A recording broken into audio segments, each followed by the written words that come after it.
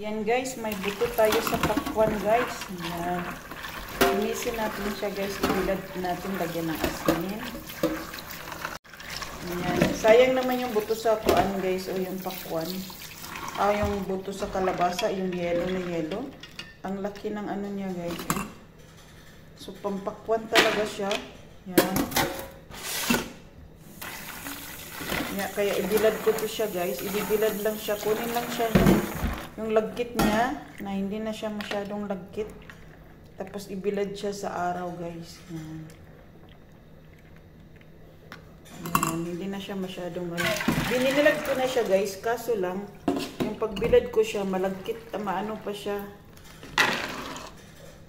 Merong konting ano pa siya.